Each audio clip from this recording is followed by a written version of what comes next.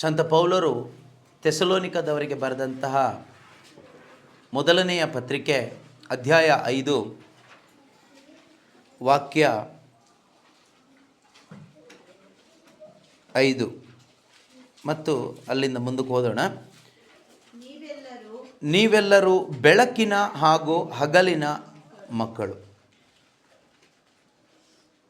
ನಾವು ಕತ್ತಲೆಗಾಗಲಿ ರಾತ್ರಿಗಾಗಲಿ ಸೇರಿದವರಲ್ಲ.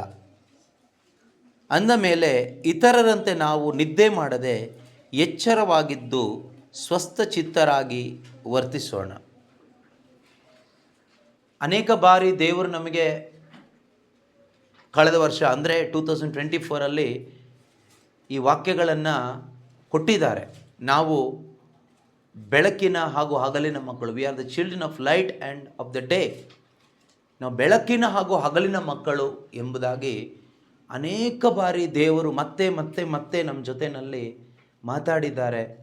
ಮಾತ್ರ ಅಲ್ಲ, ಈ 2025 ನೂತನ ವರ್ಷದ ಪ್ರಾರಂಭದಲ್ಲೂ ಕೂಡ ಇದೇ ವಾಕ್ಯವನ್ನು ದೇವರು ನಮಗೆ ಮತ್ತೊಮ್ಮೆ ಹೇಳಿ ನಮ್ಮನ್ನು ಎಚ್ಚರಿಸ್ತಾ ಇದ್ದಾರೆ. ನಾವು ಕತ್ತಲೆಗೆ ಸೇರಿದವರಲ್ಲ, ನಾವು ಕತ್ತಲೆಯ ಮಕ್ಕಳಲ್ಲ, ನಾವು ಬೆಳಕಿನ ಮಕ್ಕಳು, ಹಗಲಿನ ಮಕ್ಕಳು ಅಂತ. ನಮಗೆ ಗೊತ್ತು, ಬೆಳಕಿನ ಮಕ್ಕಳು ಅಂದರೆ ದೇವರ ಮಕ್ಕಳು, ಬೆಳಕಿನ ಮಕ್ಕಳು ಅಂದರೆ ಸ್ವರ್ಗ ಸಾಮ್ರಾಜ್ಯದ ಪ್ರಜೆಗಳು. ನಾವು ಏನಾಗಿದ್ದೇವೆ ಎಂಬುದನ್ನು ದೇವರು ನಮಗೆ ಎಚ್ಚರಿಸ್ತಾ ಇದ್ದಾರೆ.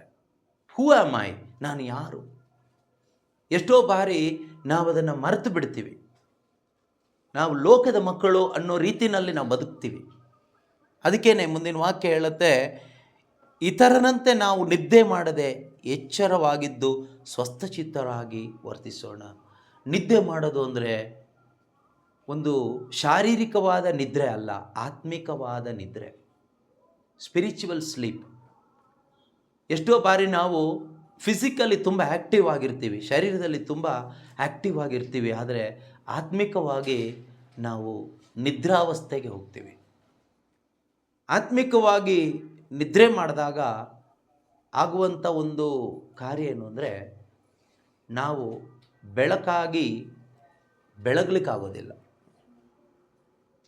ಆತ್ಮಿಕವಾಗಿ ನಿದ್ರೆ ಮಾಡುವಾಗ, ಆತ್ಮಿಕ ನಿದ್ರಾವಸ್ಥೆಗೆ ನಾವು ಹೋಗುವಾಗ, ನಾವು ಬೆಳಕಾಗಿದ್ದರೂ ಕೂಡ ನಮ್ಮಿಂದ ಬೆಳಕು ಬರೋದಿಲ್ಲ. ನಮ್ಮ ಜೀವನದಿಂದ ಯಾರನ್ನು ಬೆಳಗಿಸ್ಲಿಕ್ಕಾಗೋದಿಲ್ಲ. ನಮ್ಮ ಆತ್ಮ ಒಂದು ನಿದ್ರಾವಸ್ಥೆಯಲ್ಲಿರುವಾಗ. ಅದರಿಂದ ಈ ವರ್ಷ 2025 ನಾವು ಈ ನಿದ್ರಾವಸ್ಥೆಯಿಂದ ಹೊರಗೆ ಬರಬೇಕು. ಇನ್ನೂ ಹೆಚ್ಚಾಗಿ ನಾವು ಬೆಳಕನ್ನು ಚೆಲ್ಲಬೇಕು. ಎಲ್ಲೆಲ್ಲಿ ಕತ್ತಲೆ ಇದೆಯೋ ಪ್ರಪಂಚದಲ್ಲಿ, ಅನೇಕ ಕಡೆಗಳಲ್ಲಿ ಕತ್ತಲೆ ಇದೆ. ಅವಿಶ್ವಾಸದ ಕತ್ತಲೆ ಇದೆ, ಅಜ್ಞಾನದ ಕತ್ತಲೆ ಇದೆ, ಸ್ವಾರ್ಥದ ಕತ್ತಲೆ ಇದೆ, ಅನೇಕ ರೀತಿಯ ವ್ಯಾಮೋಹಗಳ ಕತ್ತಲೆ ಈ ಲೋಕದಲ್ಲಿ ಇದೆ. ಅಲ್ಲೆಲ್ಲ ಕ್ರಿಸ್ತ ಯೇಸುವಿನ ಬೆಳಕನ್ನು ನಾವು ಹಬ್ಬಬೇಕು, ಹರಡಬೇಕು. Jesus the living word ministry ಅಂತ ಒಂದು ಹೆಸರನ್ನು ಇಟ್ಕೊಂಡು ನಾವು ಕೇವಲ ಒಂದಿಷ್ಟು ಸಾಂಪ್ರದಾಯಿಕ ರೀತಿಯಲ್ಲಿ ಹಾಡು, ಬೋಧನೆ, ಪ್ರಾರ್ಥನೆ, ಧ್ಯಾನಗಳು ಮಾತ್ರ ಮಾಡ್ಕೊಂಡು ಹೋಗೋದಾದರೆ ಖಂಡಿತವಾಗಲೂ ಮುಂದೆ ನಾವು ನಿದ್ರಾವಸ್ಥೆಗೆ ಜಾರಿ ಹೋಗುವ ಸಾಧ್ಯತೆಗಳಿದೆ. ಆತ್ಮಿಕ ನಿದ್ರಾವಸ್ಥೆಗೆ ಜಾರಿ ಹೋಗುವ ಸಾಧ್ಯತೆಗಳಿದೆ. ಆದ್ದರಿಂದ ನಾವು ಕೂಡ ಸ್ವಸ್ಥಚಿತ್ತರಾಗಿ ಎಚ್ಚರಿಕೆಯಿಂದ ನಾವು ಹೋಗಬೇಕಾದ್ರೆ ಅದಕ್ಕೆ ಸಂಬಂಧಪಟ್ಟ ಒಂದು 3 ಪಾಯಿಂಟ್ಸ್ಗಳನ್ನು ನಾವು ನೋಡೋಣ. ಇದೇ ಅಧ್ಯಾಯದಲ್ಲಿ ಸಂತ ಪೌಲರು ಥೆಸಲೋನಿಕದವರಿಗೆ ಬರೆದ ಪತ್ರಿಕೆ ಅಧ್ಯಾಯ 5 ವಾಕ್ಯ 16, 17 ಮತ್ತು 18ನೇ ವಾಕ್ಯ. ಈ 3 ಪಾಯಿಂಟ್ಸ್ಗಳನ್ನು ನಾವೆಷ್ಟೋ ಬಾರಿ ಕೇಳಿಸ್ಕೊಂಡಿದ್ದೀವಿ. ಆದರೆ ಮತ್ತೊಮ್ಮೆ ಈಗ ಕೇಳಿಸ್ಕೊಂಡಂಥ ವಿಷಯಕ್ಕೆ ಸಂಬಂಧಪಟ್ಟ ಹಾಗೆ ನಾವು ಅದನ್ನು ಧ್ಯಾನ ಮಾಡೋಣ. ಮೊದಲನೇದಾಗಿ, ಸದಾ ಹರ್ಷಚಿತ್ತರಾಗಿ ಇರಿ. ನಾವು ಆತ್ಮಿಕ ನಿದ್ರಾವಸ್ಥೆಗೆ ಹೋಗದೆ ಒಂದು ಸ್ಥಿರಚಿತ್ತದಿಂದ ಇದ್ದು ಬೆಳಕಿನ ಮಗನಾಗಿ, ಮಗಳಾಗಿ, ಬೆಳಕಾಗಿರುವ ದೇವರನ್ನ ಮಹಿಮೆ ಪಡಿಸ್ತಾ ಬದುಕಲಿಕ್ಕೆ ಸಾಧ್ಯವಾಗಬೇಕಾದ್ರೆ ನಾವು ಯಾವಾಗಲೂ ಹರ್ಷಚಿತ್ತರಾಗಿರಬೇಕು. Rejoice in the Lord always. ಪ್ರಭುವಿನಲ್ಲಿ ಸತತವು ಆನಂದಿಸ್ತಾ ಇರಬೇಕು. Always we need to be joyful, ಸಂತೋಷಭರಿತವಾಗಿರಬೇಕು. ಎರಡನೇದಾಗಿ, ಎಲ್ಲ ಎಡೆಬಿಡದೆ ಪ್ರಾರ್ಥಿಸಿರಿ. Pray without ceasing. ಎಡೆಬಿಡದೆ ಪ್ರಾರ್ಥಿಸಿರಿ. ಯಾವಾಗಲೂ ತಿಂಗಳಿಗೊಂದು ಸರಿ ಪ್ರಾರ್ಥನೆ ಮಾಡೋದು, ವರ್ಷಕ್ಕೊಂದು ಸರಿ ಪ್ರಾರ್ಥನೆ ಮಾಡೋದು, ಟೈಮ್ ಇದ್ದರೆ ಪ್ರಾರ್ಥನೆ ಮಾಡೋದು, ಟೈಮ್ ಸಿಕ್ಕಿದರೆ ಪ್ರಾರ್ಥನೆ ಮಾಡೋದು, ಅನುಕೂಲ ಆದರೆ ಪ್ರಾರ್ಥನೆ ಮಾಡೋದು. ಆ ಥರ ಆದರೆ ಖಂಡಿತವಾಗಲೂ ನಾವು ಬೆಳಕಾಗಿ ಪ್ರಜ್ವಲಿಸ್ಲಿಕ್ಕೆ ಆಗೋದಿಲ್ಲ. ನಾವು ಆತ್ಮೀಕ ನಿದ್ರಾವಸ್ಥೆಗೆ, ಆತ್ಮೀಕವಾಗಿ ಕತ್ತಲುಮಯವಾಗುವ ಒಂದು ಸಾಧ್ಯತೆಗೆ ನಾವು ಒಳಗಾಗ್ತೀವಿ. ಅದರಿಂದ ದೇವರು ನಮಗೆ ಹೇಳುವಂಥ ಈ ಒಂದು ಇನ್ಸ್ಟ್ರಕ್ಷನ್ಸ್, ಅವರ ವಾಕ್ಯದ ಮುಖಾಂತರ ಕೊಡುವಂಥ ಇನ್ಸ್ಟ್ರಕ್ಷನ್ಸ್ ನಾವು ಸೀರಿಯಸ್ ಆಗಿ ತೆಗೆದುಕೊಳ್ಳೋಣ.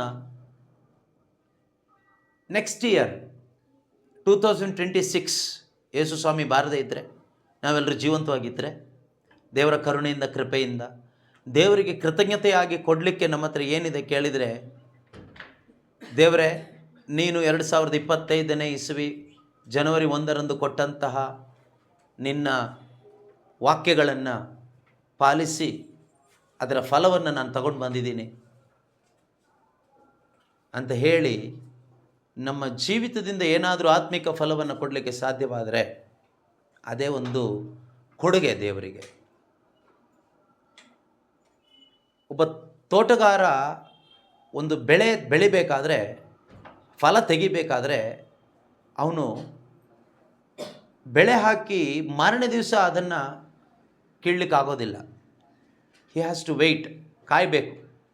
ತಿಂಗಳುಗಳು, ಕೆಲವೊಮ್ಮೆ ವರ್ಷ ಕಾಯಬೇಕಾಗತ್ತೆ. ಕೆಲವೊಂದು ಅಡಿಕೆ, ತೆಂಗು ಆ ರೀತಿ ಫಲ ಬರಬೇಕಾದ್ರೆ 2, 3, 5, 4 ವರ್ಷಗಳು ಬೇಕಾಗತ್ತೆ. ಅದೇ ರೀತಿಯಲ್ಲಿ ನಾವು ಕೂಡ ಒಂದು ವರ್ಷ ಎಲ್ಲ ಕಾದಾಗ ಮಾತ್ರನೇ ಆ ಪ್ರತಿಫಲ ನಮಗೆ ಸಿಗುತ್ತೆ. ಹಾಗಂತ ಹೇಳಿಬಿಟ್ಟು ಈ ರೈತ ಕಾಯ್ತಾನೆ ಅಂತ ಹೇಳಿಬಿಟ್ಟು ಅವನು ಬೀಜ ಹಾಕಿ ಸುಮ್ಮನೆ ಇರೋದಿಲ್ಲ. ಅದು 3 ತಿಂಗಳು ಬೆಳೆ ಆದರೂ 3 ತಿಂಗಳು ಅವನು ಕೆಲಸ ಮಾಡ್ತಾ ಇರ್ತಾನೆ. 6 ತಿಂಗಳು ನಂತರ ಫಲ ಬರುವಂಥ ಬೆಳೆ ಆದರೂ 6 ತಿಂಗಳು ಅವನು ಕೆಲಸ ಮಾಡ್ತಾ ಇರ್ತಾನೆ. 3 ವರ್ಷದ ನಂತರ ಬರುವಂಥ ಒಂದು ಫಲ ಆದರೂ ಕೂಡ 3 ವರ್ಷವೂ ಆ ಬಿತ್ತನೆ ಮಾಡಿದ ಬೀಜಕ್ಕೆ ಅವನು ಕೆಲಸ ಮಾಡ್ತಾ ಇರ್ತಾನೆ. ಅದೇ ರೀತಿಯಲ್ಲಿ 2026ಗೆ ನನ್ನ ಜೀವಿತದಲ್ಲಿ ಇನ್ನೂ ಹೆಚ್ಚು ಫಲ ತಂದು ಕೊಡಬೇಕು, ಕೃತಜ್ಞತೆಯಾಗಿ ದೇವರಿಗೆ ನಾನೊಂದು ಫಲಭರಿತವಾಗಿ ದೇವರಿಗೆ ನನ್ನ ಜೀವಿತದಿಂದ ಬರುವ ಫಲವನ್ನು ದೇವರಿಗೆ ಕೊಡಬೇಕು ಅಂತ ಬಯಸೋರು ಈ 3 ಪಾಯಿಂಟ್ಸ್ಗಳನ್ನು ನಾವು ಈ ವರ್ಷ ಎಲ್ಲ ಪ್ರಾಕ್ಟೀಸ್ ಮಾಡಬೇಕು. ವರ್ಷ ಎಲ್ಲ ಪ್ರಾಕ್ಟೀಸ್ ಮಾಡಿದರೆ ಫಲ ಬರುತ್ತಾ ಕೇಳಿದರೆ ಖಂಡಿತವಾಗ್ಲೂ ಬರುತ್ತೆ. ಯಾಕೆ ಬರೋದಿಲ್ಲ? ಇದೇನು ಕಷ್ಟಕರವಾದ ವಿಷಯ ಏನು ದೇವರು ನಮಗೆ ಹೇಳ್ತಾ ಇಲ್ಲ, ಸರಳವಾದ ವಿಷಯ. ಆದರೆ ನಾವು ಸರಳ ವಿಷಯದಲ್ಲಿ ತುಂಬ ಸೋಂಬೇರಿಗಳಾಗ್ತೀವಿ. ಸೈತಾನನ ವಂಚನೆಗೆ, ಶರೀರ ಸ್ವಭಾವಕ್ಕೆ ಒಳಗಾಗುವ ಸಾಧ್ಯತೆ ಇದೆ. ಆದ್ದರಿಂದ ಮರೆಯದೆ ದೇವರು ನನಗೆ ಹೇಳಿದ್ದಾರೆ, ಸದಾ ಹರ್ಷಚಿತ್ತರಾಗಿರಿ ಅಂತ ಇರಬೇಕು. ಇರಲಿಕ್ಕೆ ಏನೇನು ಮಾಡಬೇಕು ಅದೆಲ್ಲ ಎಷ್ಟೋ ಬೋಧನೆಗಳಲ್ಲಿ ನಾವು ಆಲಿಸಿದ್ದೀವಿ. ಮುಂದಕ್ಕೆ ಇನ್ನೂ ಆಲಿಸೋಣ. ಈಗ ಬೇಡ, ಈಗ ಸಮಯ ಇಲ್ಲ. ಆದರೆ ಪಾಯಿಂಟ್ಸ್ ಮಾತ್ರ ಹೇಳ್ತಾ ಇದ್ದೀನಿ ಅಷ್ಟೇ. ಸದಾ ಹರ್ಷಚಿತ್ತರಾಗಿರಿ. ಎರಡನೇದು, ಎಡೆಬಿಡದೆ ಪ್ರಾರ್ಥಿಸಿರಿ. ಎಡೆಬಿಡದೆ ಪ್ರಾರ್ಥಿಸಿರಿ. ಮೂರನೇದು ಮತ್ತು ಮುಖ್ಯವಾದದ್ದು, ಎಲ್ಲ ಸಂದರ್ಭಗಳಲ್ಲಿಯೂ ಉಪಕಾರ ಸ್ಮರಣೆ ಮಾಡಿರಿ. ಎಷ್ಟೋ ಬಾರಿ ನಾವು ಉಪಕಾರ ಬಾಯಲ್ಲಿ ಹೇಳ್ತೀವಿ, ಆದರೆ ಹೃದಯದಲ್ಲಿ ಆ ಒಂದು ಕೃತಜ್ಞತಾ ಭಾವನೆ ಅನ್ನೋದು ಇರೋದಿಲ್ಲ. ಅದೊಂದು ರೀತಿ ಹೃದಯ ಕಾಠಿಣ್ಯತೆಯ ಸಂಕೇತ. ಎಷ್ಟೋ ಬಾರಿ ನಾವು ಕೃತಜ್ಞತಾ ಪ್ರಾರ್ಥನೆ ಎಲ್ಲ ಮಾಡಬೇಕಾದ್ರೆ ನಮಗೆಲ್ರಿಗೂ ಈ ಅನುಭವ ಆಗಿರ್ಬೋದು. ಕೆಲವೊಮ್ಮೆ ನಾವು ಕೃತಜ್ಞತೆಯಿಂದ ಹೇಳ್ತೀವಿ, ಕೆಲವೊಮ್ಮೆ ಕೃತಜ್ಞತಾ ಪ್ರಾರ್ಥನೆ ಹಾಡು ಮಾತ್ರ ಹೇಳ್ತೀವಿ, ಆದರೆ ಹೃದಯದೊಳಗಡೆ ಆ ಕೃತಜ್ಞತೆ ಬರೋದಿಲ್ಲ. ಕಾರಣ, ಆತ್ಮೀಕವಾಗಿ ನಾವು ಒಂದು ನಿದ್ರಾವಸ್ಥೆಗೆ ಹೋಗುವಾಗ, ಈ ನಿದ್ದೆಯಲ್ಲಿ ನಾವು ಹೇಳುವಾಗ ಹೇಗಿರುತ್ತೆ, ಒಬ್ಬರಿಗೆ ಥ್ಯಾಂಕ್ಸ್ ಹೇಳುವಾಗ, ನಿದ್ದೆಗಣ್ಣಲ್ಲಿ ನಿದ್ದೆ ಮೂಡಲ್ಲಿ ತಕ್ಷಣ ಎದ್ಬಿಟ್ಟು ಥ್ಯಾಂಕ್ ಯು ಅಂತೆಲ್ಲ ಹೇಳುವಾಗ ಅದು ಮನಸ್ಸಿಂದ ಬರೋದಿಲ್ಲ. ಅದೇ ರೀತಿಯಲ್ಲೇ ಆತ್ಮಿಕವಾಗಿಯೂ ಕೂಡ ನಾವು ನಿದ್ರಾವಸ್ಥೆಗೆ ಹೋಗುವಾಗ ನಮ್ಮ ಹೃದಯ ಕಠಿಣವಾಗ್ತದೆ. ನಾವು ಸಾಂಪ್ರದಾಯಿಕವಾಗಿ ಯಾಂತ್ರಿಕವಾಗಿ ಕೃತಜ್ಞತೆಯ ಹಾಡು, ಕೃತಜ್ಞತೆಯ ಪ್ರಾರ್ಥನೆ, ಕೃತಜ್ಞತೆಯ ಧ್ಯಾನ ಎಲ್ಲ ಮಾಡ್ತೀವಿ. ಆದರೆ ಕೃತಜ್ಞತೆ ಅನ್ನೋದು ಒಳಗಡೆ ಇರೋದಿಲ್ಲ. That gratitude won't be there. ಅದರಿಂದ ಈ ವರ್ಷ ಎಲ್ಲ ನಾವು ಅದನ್ನು ಮೇಂಟೈನ್ ಮಾಡೋಣ. ಒಂದು ವೇಳೆ ಬಾಯಲ್ಲಿ ಹೇಳದೇ ಇದ್ದರೂ ಹೃದಯದಲ್ಲಾದರೂ ಆ ಕೃತಜ್ಞತಾ ಭಾವನೆ ಹೆಚ್ಚಿಸ್ಕೊಳ್ಳಿಕ್ಕೆ ನಾವು ಪ್ರಯತ್ನ ಪಡೋಣ. ಒಂದೇ ಒಂದು ಪಾಯಿಂಟ್ ನಾನು ಹೇಳ್ತೀನಿ, ನೋಟ್ ಮಾಡ್ಕೊಳ್ಳೋಣ. ಯಾಕೆ ನಮಗೆ ಈ ಕೃತಜ್ಞತಾ ಭಾವನೆ ಕಡಿಮೆ ಆಗ್ತಾ ಇದೆ ದಿನದಿಂದ ದಿನಕ್ಕೆ? ಯಾಕೆ ಕೃತಜ್ಞತಾ ಭಾವನೆ ನನ್ನಲ್ಲಿ ದಿನದಿಂದ ದಿನಕ್ಕೆ ಕಡಿಮೆ ಆಗ್ತಾ ಇದೆ? ಅದು ನಮಗೆ ಚೆನ್ನಾಗಿ ಗೊತ್ತಾಗಬೇಕು. ಆವಾಗ ನಮ್ಗೆ ಅದನ್ನು ಓವರ್ಕಮ್ ಮಾಡಲಿಕ್ಕಾಗುತ್ತೆ. ಕಾರಣ ಏನು ಅಂದರೆ, ದಿನದಿಂದ ದಿನಕ್ಕೆ we are becoming more self centered. ದಿನದಿಂದ ದಿನಕ್ಕೆ ನಾವು ಆತ್ಮಿಕ ಜೀವಿತದಲ್ಲೂ ಕೂಡ ನಾವು ಆತ್ಮಿಕವಾಗಿ ಬೆಳೀತಾ ಇರ್ತೀವಿ, ವಿಶ್ವಾಸದಲ್ಲೂ ಬೆಳೀತಾ ಇರ್ತೀವಿ, ದೇವರ ವರಪ್ರಸಾದದಲ್ಲಿ ಬೆಳೀತಾ ಇರ್ತೀವಿ, ಸೇವೆಯಲ್ಲಿ ಬೆಳೀತಾ ಇರ್ತೀವಿ. ಬೆಳೀತಾ ಬೆಳೀತಾ ಏನಾಗುತ್ತೆ ಅಂದರೆ, ಸ್ವಾಭಾವಿಕವಾಗಿ we will become self centered, self focused ಆಗ್ತೀವಿ. ನಾವು ಸೆಲ್ಫ್ ಕಡೆಗೆ ಫೋಕಸ್ ಮಾಡಲಿಕ್ಕೆ ಶುರು ಮಾಡ್ತೀವಿ. ನಾನು ನನ್ನ ಕಡೆಗೆ ಫೋಕಸ್ ಮಾಡಲಿಕ್ಕೆ ಪ್ರಾರಂಭ ಮಾಡ್ತೀನಿ. ಆಗ ನನ್ನಲ್ಲಿ ಏನಾಗುತ್ತೆ ಅಂದರೆ, ಈ ಕೃತಜ್ಞತಾ ಭಾವನೆ ಮೈನಸ್ ಆಗ್ತಾ ಹೋಗುತ್ತೆ. ಓಕೆ, ಸೊ ಅದರಿಂದ ಈ ಪಾಯಿಂಟನ್ನು ನಾವು ಮೈಂಡಲ್ಲಿ ಇಟ್ಕೊಂಡು ಕೃತಜ್ಞತಾ ಭಾವನೆಯನ್ನು ಹೆಚ್ಚುಪಡಿಸ್ಕೊಳ್ಳಿಕ್ಕೆ ಏನು ಮಾಡಬೇಕು, ಯಾವ ರೀತಿಯಲ್ಲಿ ಈ ಕೃತಜ್ಞತಾ ಭಾವನೆ ನನ್ನಲ್ಲಿ ಅಧಿಕಪಡಿಸ್ಕೋಬೋದು ಅಂತ ನಾವು ಯೋಚನೆ ಮಾಡೋಣ. ಪವಿತ್ರಾತ್ಮರು ನಮಗೆ ಖಂಡಿತವಾಗಲೂ ತಿಳಿಸ್ಕೊಡ್ತಾರೆ ಮುಂದಿನ ದಿವಸಗಳಲ್ಲಿ, ಅಥವಾ ಹಿಂದೆ ಎಷ್ಟೋ ಬೋಧನೆಗಳಲ್ಲಿ ಕೂಡ ತಿಳಿಸ್ಕೊಟ್ಟಿದ್ದಾರೆ. ತಿಳಿಸ್ಕೊಡದೇ ಇದ್ದರೆ, ಮರೆತು ಹೋಗಿದ್ದಿದ್ದರೆ, ಜ್ಞಾಪಕದಲ್ಲಿ ಇಲ್ಲದೇ ಇದ್ದರೆ, ಮುಂದಿನ ದಿವಸಗಳಲ್ಲಿ, ವರ್ಷದಲ್ಲಿ ಇನ್ನೂ ಸುಮಾರು ಸಮಯ ಇದೆ, ಖಂಡಿತವಾಗಲೂ ನಾವು ಕಲಿತ್ಕೊಳ್ಳೋಣ. ಇದೇ ಆಗಿದೆ ಕ್ರಿಸ್ತ ಯೇಸುವಿನಲ್ಲಿ ದೇವರು ನಮ್ಮಿಂದ ಇಚ್ಛಿಸುವುದು. ದೇವರು ನಮ್ಮಿಂದ ಇಚ್ಛಿಸೋದು ಇಷ್ಟೇ. ನಾವೇನು ದೊಡ್ಡ ದೊಡ್ಡ ಮಹಾ ಸಾಧನೆ ಮಾಡಬೇಕು ಅಂತ ಏನಿಲ್ಲ, ನಂಬಿಗಸ್ತರಾಗಿ ಇರಬೇಕು. ಇದು ಚಿಕ್ಕ ವಿಷಯ ಇರ್ಬೋದು, ಕೇಳಿಸ್ಕೊಂಡಿದ್ದೆ ದೊಡ್ಡ ಪ್ರಬೋಧನೆ ಅಲ್ಲ, ದೊಡ್ಡ ಒಂದು ಏನು ತರಗತಿ ಏನಲ್ಲ, ತರಬೇತಿ ಅಲ್ಲ, ತರಗತಿ ಅಲ್ಲ, ಏನೂ ಅಲ್ಲ. ಒಂದು ಚಿಕ್ಕ 3 ಪಾಯಿಂಟ್ಸ್ಗಳಿರ್ಬೋದು. ಆದರೆ if we are faithful in this small little thing, surely we will see greater thing. ನಾವು ದೊಡ್ಡ ದೊಡ್ಡ ಕಾರ್ಯಗಳನ್ನು ನೋಡಲಿಕ್ಕೆ ಸಾಧ್ಯವಾಗ್ತದೆ. ಈ ಚಿಕ್ಕ ವಿಷಯದಲ್ಲಿ, ಪುಟ್ಟ ವಿಷಯದಲ್ಲಿ ನಾವು ಪ್ರಾಮಾಣಿಕರಾಗಿ ಇರೋದಾದರೆ ಖಂಡಿತವಾಗಲೂ ದೇವರು ನಮ್ಮಲ್ಲಿಯೂ ನಮ್ಮ ಮುಖಾಂತರವಾಗಿಯೂ ದೊಡ್ಡ ದೊಡ್ಡ ಕಾರ್ಯಗಳನ್ನು ನಮ್ಮಲ್ಲಿ ಮಾಡ್ತಾರೆ, ನಮ್ಮಲ್ಲಿ ತೋರಿಸ್ಕೊಡ್ತಾರೆ. ಅದರಿಂದ ಇದನ್ನು ನಾವು ಸೀರಿಯಸ್ ಆಗಿ ತೆಗೆದುಕೊಳ್ಳೋಣ.